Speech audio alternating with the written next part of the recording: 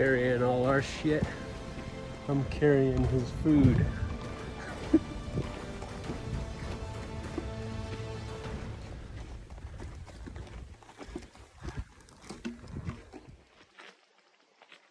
Yeah, we gotta load back up. I found water for twine over this way, so we're gonna go over there so you can drink water and eat, and we can probably get an evening hunt in.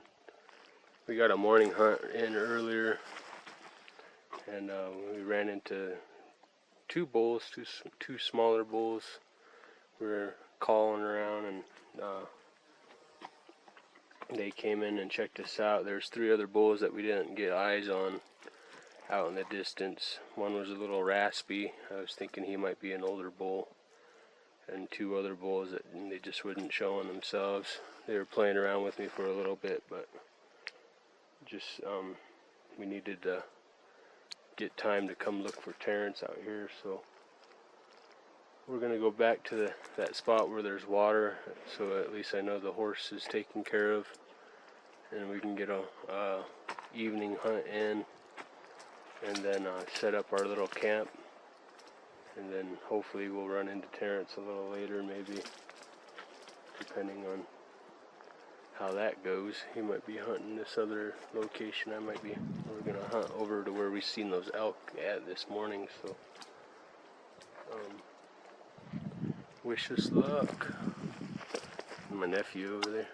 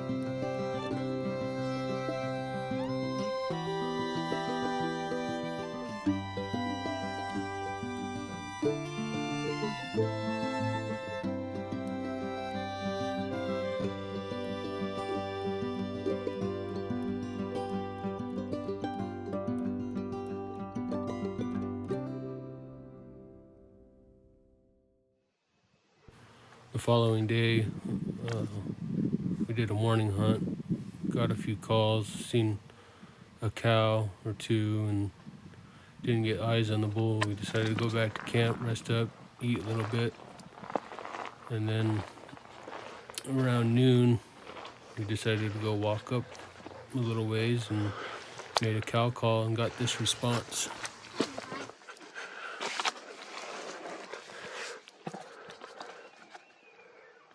I figured since we were right next to the ridge line that there's only this open area where the bull was probably going to present himself, and sure enough, we waited here and called him right to the spot.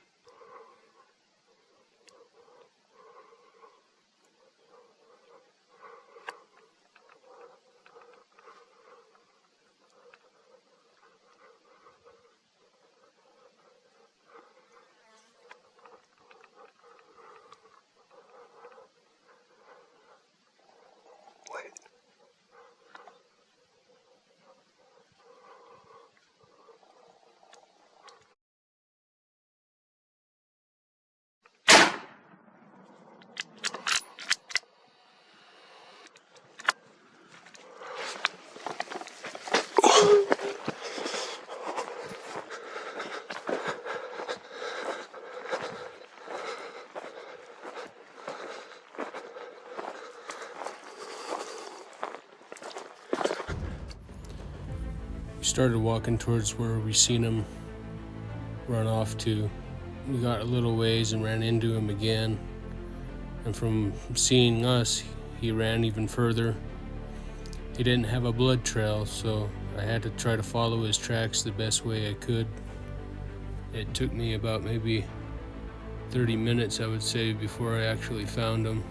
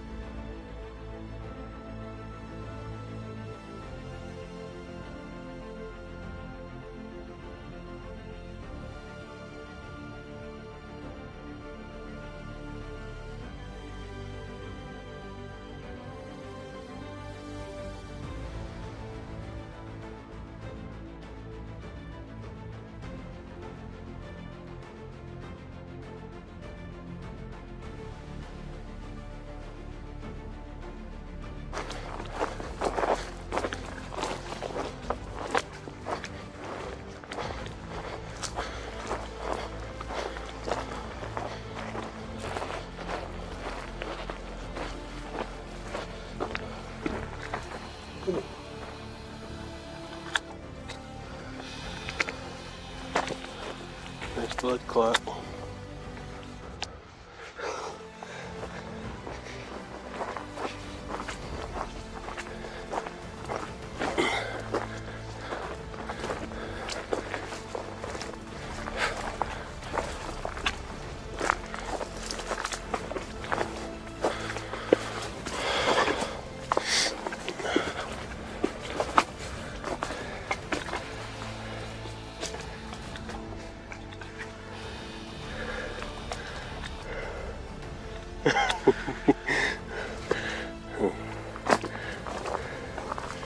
He's a big one. Nice and fat. Look at him. He's gonna be good eating.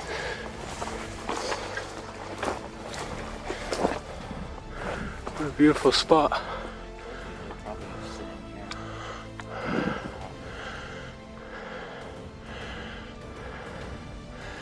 There might be some old pictographs in here of our ancestors.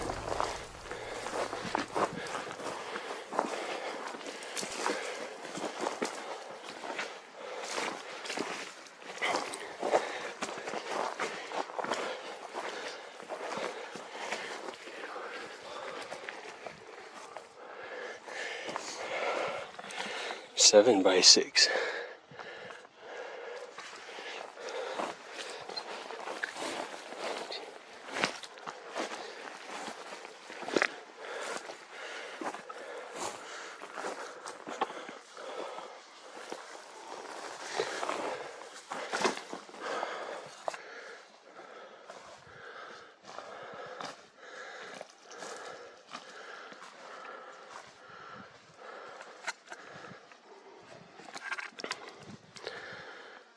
You know, your grandpa would want to be here. I'm going to record it for him. Your mom would want to be here.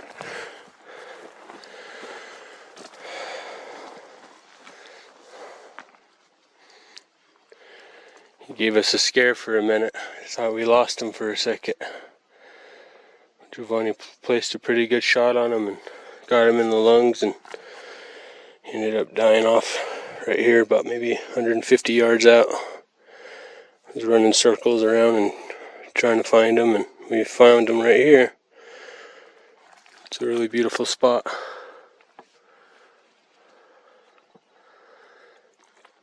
Camp is probably a mile and a half from here.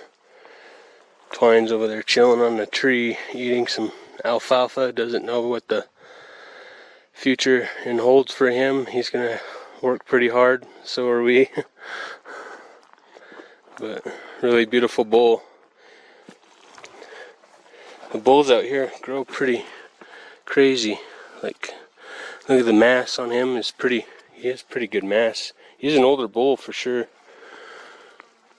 You can kind of just tell the way he's growing. Real thick. It's a nice bull, Giovanni.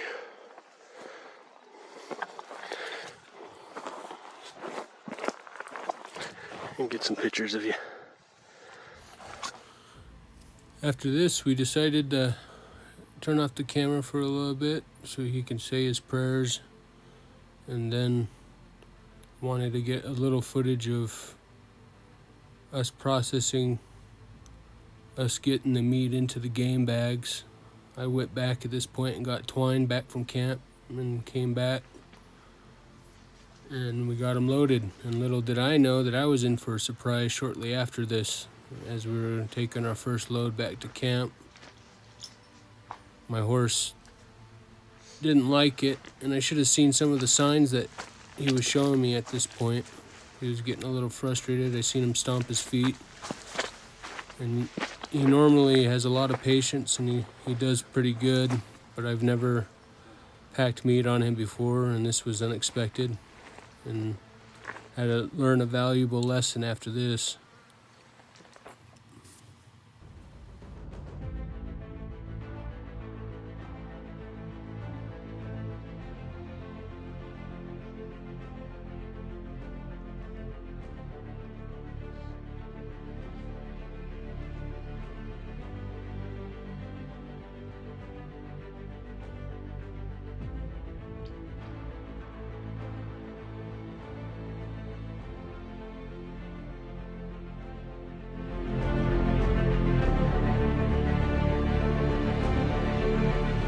Okay, it's recording.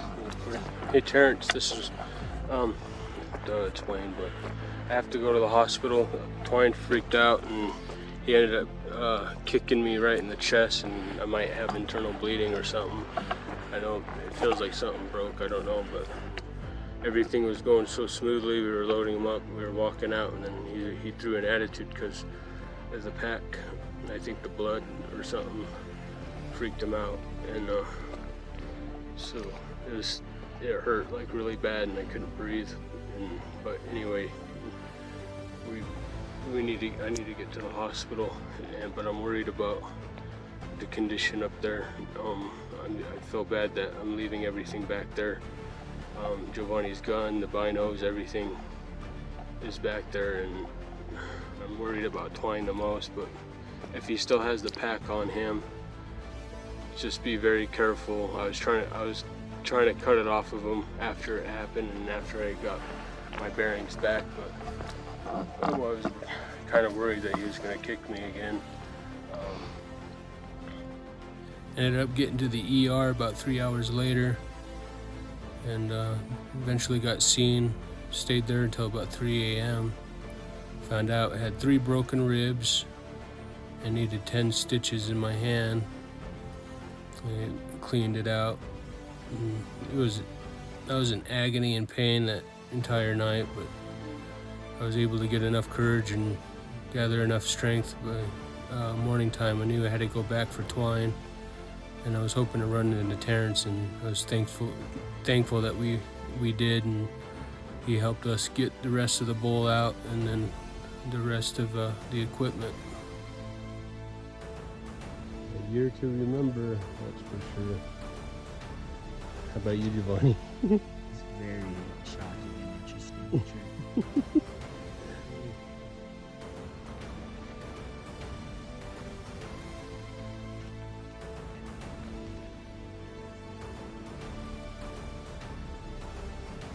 This guy don't calm down now.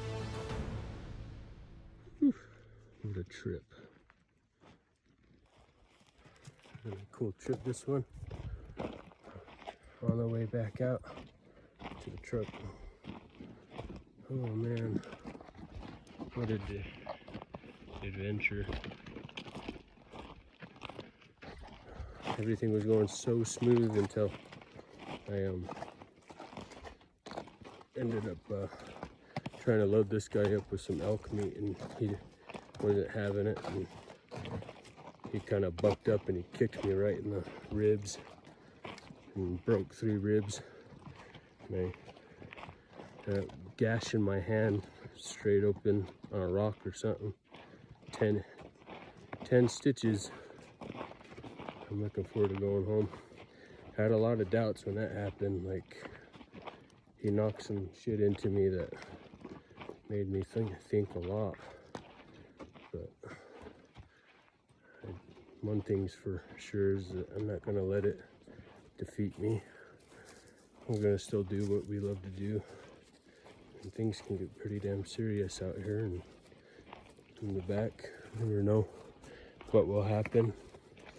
And I trust this horse. I did trust this horse with everything. Like, he's never showed any sort of aggression towards me.